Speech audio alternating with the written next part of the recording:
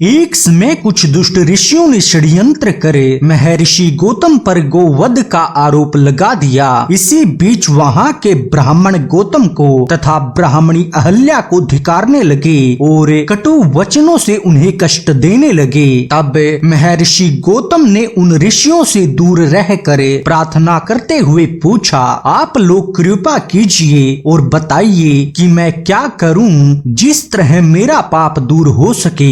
शिव महापुराण कोटि रुद्र संहिता अध्याय 27 के अनुसार उन महात्मा गौतम के इस प्रकार पूछने पर ऋषि बोले, बिना प्रायश्चित किए कभी भी शुद्धि नहीं होती है। तुम अपने पाप को प्रकाशित करते हुए 3 बार पृथ्वी की परिक्रमा करो अथवा तुम यहीं गंगा को लाकर स्नान करो और 1 करोड़ पार्थिव लिंग बनाकर भगवान शिव का पूजन करो। तदंतर उन मुनि श्रेष्ठ महर्षि ने पर्वत की परिक्रमा करके पार्थिव लिंगों को बनाकर उनका पूजन किया। उन साध्वी अहिल्या ने भी वही सब किया। उस समय स्त्री सहित गौतम के द्वारा इस प्रकार प्रायश्चित करने पर शिव जी प्रसन्न होकर पार्वती जी तथा अपने गणों के साथ प्रकट हो गए। इसके बाद प्रसन्न हुए कृपा निधान शिव जी ने कहा, हे महामुनि, मैं आपकी उत्तम भक्ति से अत्यंत प्रसन्न हूँ, आप वर मांगिए। तब महात्मा शिव के उस सुंदर रूप को देखकर गौतम ऋषि उनकी भक्ति पूर्वक स्तुति करने लगे। तत्पश्चात शिव जी को प्रणाम करे महर्षि गौतम स्थित हो गए और कहने लगे, हे देव, आप मुझे पाप रहित करें। उन महात्मा गौतम का यह वचन सुनकर शिव जी बोले, हे मुनि, आप सदा धन्य हैं, कृत हैं तथा निष्पाप हैं। इन दुष्ट आत्मा पापी ऋषियों ने निश्चय ही आपके साथ छल किया है। हे मुनि, जिन दुष्टों ने आपके प्रति उपद्रव किया है वे ही पापी, दुराचारी और हत्यारे हैं। इनके दर्शन से दूसरे लोग पापी हो जाएंगे। यह लोग कृतघ्न हैं, इनका कोई प्रायश्चित नहीं है। शिव जी की यह बात सुनकर महर्षि गौतम अत्यंत आश्चर्यचकित हो गए और बोले, हे महेश्वर, उन ऋषियों ने मेरा बहुत बड़ा उपकार किया है। यदि वे ऐसा ना करते तो आपका दर्शन कैसे होता।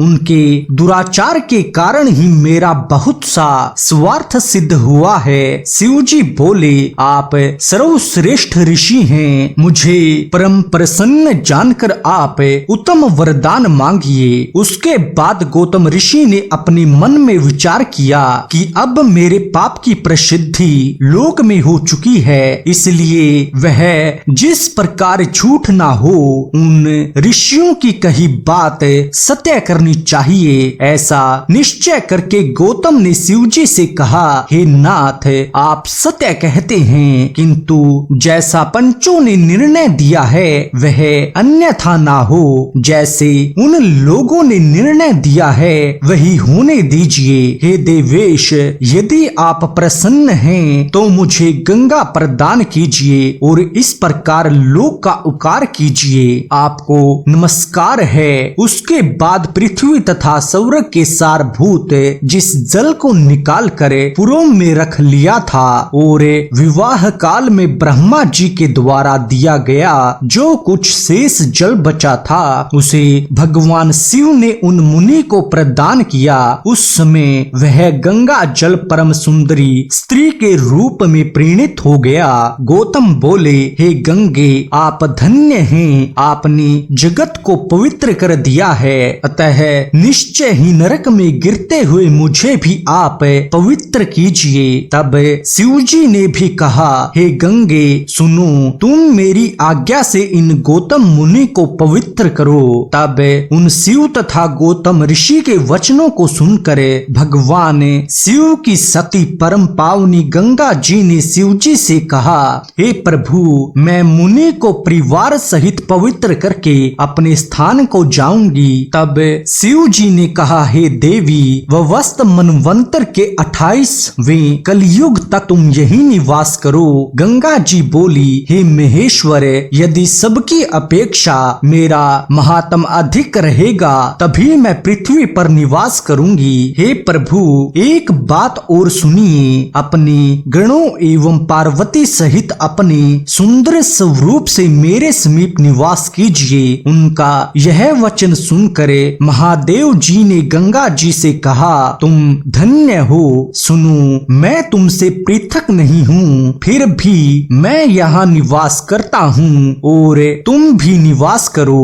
इस प्रकार स्वामी सदाशिव की बात सुनकर गंगा जी ने प्रसन्न चित्त होकर उनकी आज्ञा स्वीकार कर ली। इसी बीच देवता, प्राचीन ऋषि, पितृ, अनेक सुंदर तीर्थ एवं विविध क्षेत्र सभी ने वहां आकर गौतम, गंगा तथा गिरीश की जय जयकार करते हुए आदर पूर्वक उनका पूजन किया। इसके बाद ब्रह्मा, विष्णु आदि उन सभी देवताओं ने प्रसन्नता पूर्वक उनकी स्तुति की। उस समय उन देवताओं पर प्रसन्न हुई गंगा जी तथा शिव जी ने कहा, हे सुर श्रेष्ठ, आप लोग वर मांगिए। आप लोगों का हित करने की इच्छा से हम दोनों उसे प्रदान करेंगे। देवता बोले, हे देवेश, यदि आप प्रसन्न हैं तो हम लोगों को तथा मनुष्यों के हित के लिए कृपा पूर्वक यही निवास कीजिए। गंगा जी बोली, हे देवताओं, तुम लोग स्वयं ही लोक उपकार के निमित्त यहाँ निवास क्यों नहीं करते?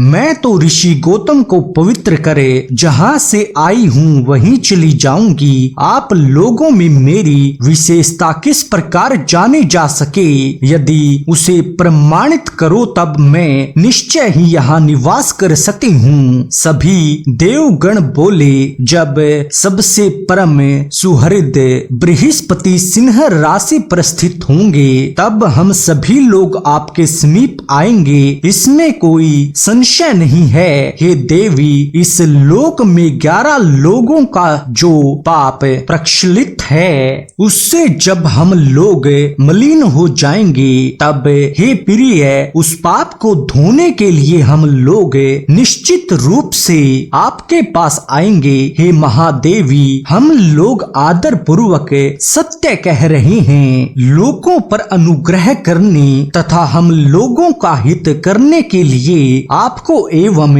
शंकर जी को यहीं रहना चाहिए। जब तक बृहस्पति सिंह राशि पर रहेंगे तब तक हम लोग भी यहीं निवास करेंगे और तीनों समय आपके जल में स्नान करके तथा शिव जी का दर्शन करके अपने संपूर्ण पापों से मुक्त होंगे और पुनः आपकी आज्ञा से अपने अपने स्थान को चले जाएंगे, इसमें संदेह नहीं है। इस प्रकार महर्षि गौतम तथा उन देवताओं के द्वारा प्रार्थना किए जाने पर वे शंकर जी प्रेम पूर्वक वहीं स्थित हो गए और वे गंगा जी भी वहीं स्थित हो गई। वहां पर वे गंगा जी गौतमी नाम से प्रसिद्ध हुई तथा वह शिवलिंग त्र्यंबकम नाम से विश्व में विख्यात हुआ, जो महापातक का भी नाश करने वाला है। उस दिन से लेकर जब जब बृहस्पति सिंह राशि पर आते हैं तब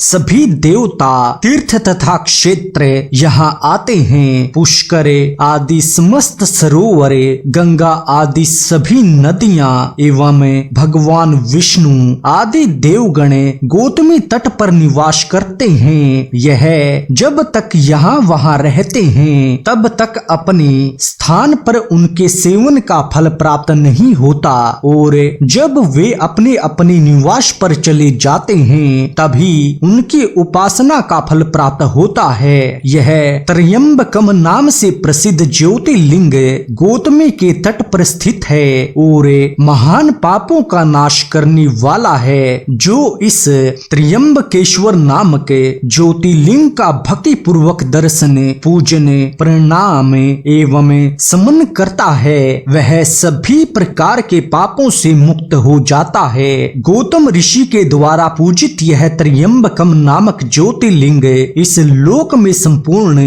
कामनाओं को देने वाला तथा परलोक में उत्तम मुक्ति प्रदान करने वाला है। हर हर महादेव, जय भोले। आज के इस वीडियो में बस इतना ही। आशा करते हैं कि आपको हमारा यह वीडियो पसंद आया होगा, तो कृपा कृपया इसे लाइक और चैनल को सब्सक्राइब अवश्य करें। धन्यवाद।